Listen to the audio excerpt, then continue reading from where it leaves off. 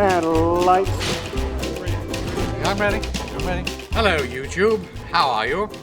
I am MeTube, and I'm very happy to be here to urge and encourage you to buy seats for an evening without Monty Python, because all of the money goes to Monty Python.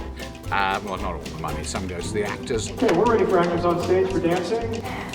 It's a silly review, the greatest bits of Python, really, but we've got it trying to segue it into each other, a bit like the Python shows did, so that there's links and odd little segues that keep the show moving. Tonight we celebrate 40 years.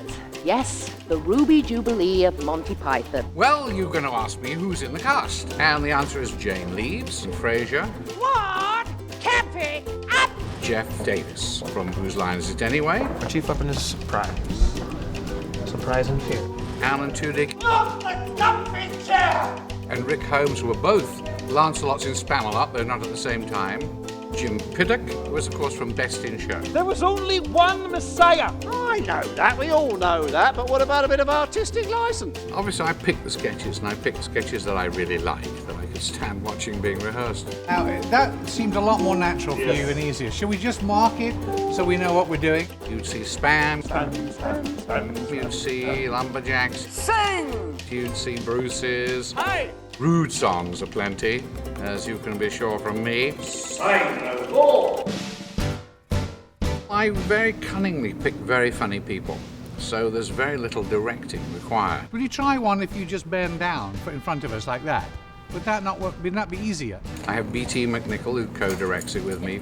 Essentially, I've encouraged them to interpret it in their own way and bring their own performances, the same as we did with Spamalot. That seemed very nice. I like that. Seemed very natural. Putting your moustache on.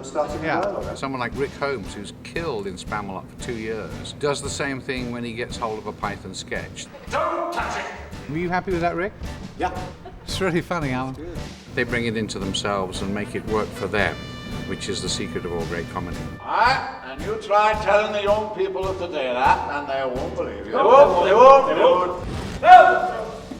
It has rung down the curtain and joined the choir invisible. This is an ex pillar. The thing is just to make people laugh. I like putting on a show, and Arnold Engelman is a lovely producer. We always have a great time, and we always think nobody's going to show up, and in the end, people do and have a good laugh. Is this stuff still funny? You be the judge. We had our first dress last night, and I've got notes and letters, and people said they're sick from laughing, which is very nice. Enough of this gay banter. For me, it's been great to try it out with other funny people and see it that indeed it is funnily written. That's the secret to Python longevity, I think. Oh, that's very good, I never thought of that.